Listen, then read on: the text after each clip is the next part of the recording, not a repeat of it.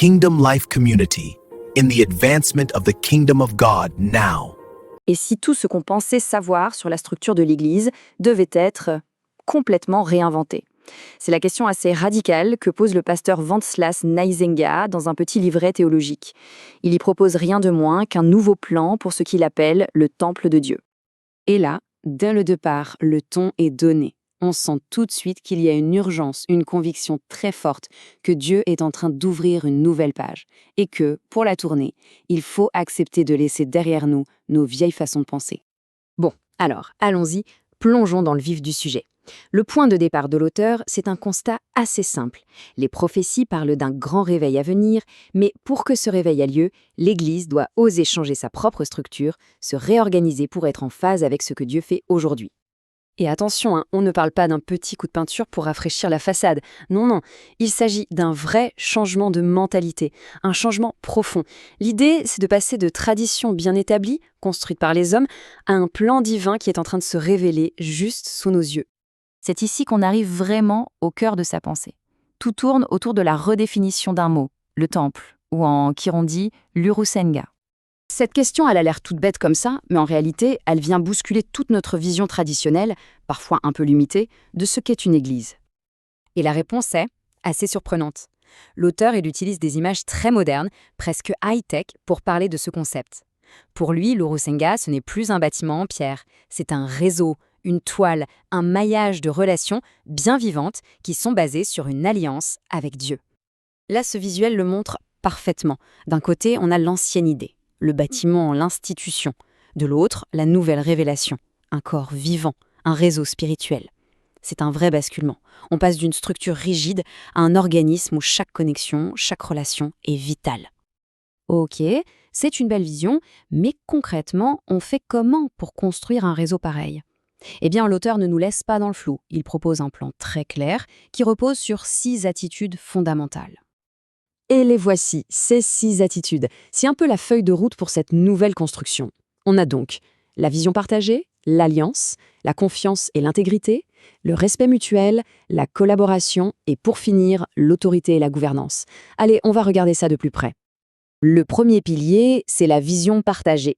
L'idée, ce n'est plus de se contenter d'être membre d'une sorte de club religieux. Non, ici, les gens qui bâtissent ce réseau doivent partager le même ADN spirituel.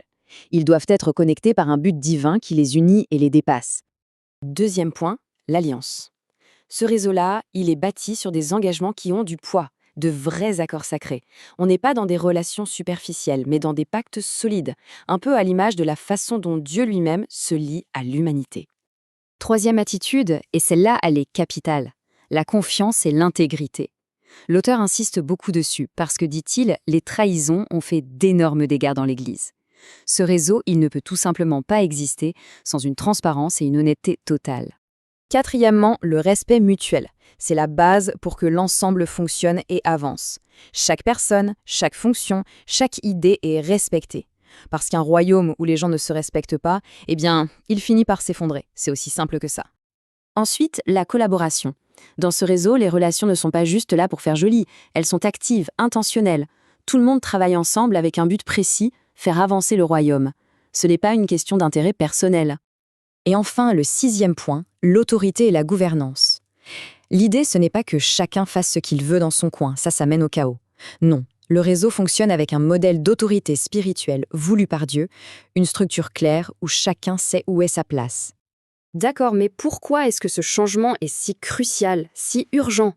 Pour nous faire comprendre ça, le livret utilise une métaphore biblique qui est incroyablement parlante.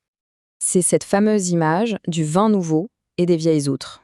C'est vraiment la clé de toute l'argumentation.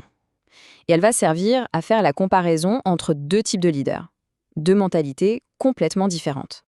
Et voilà comment l'auteur applique cette image.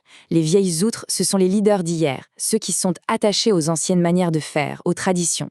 Ils ne peuvent tout simplement pas accueillir le vin nouveau de ce que Dieu fait aujourd'hui. Il faut donc de nouvelles outres, des nouveaux leaders préparés pour cette nouvelle saison.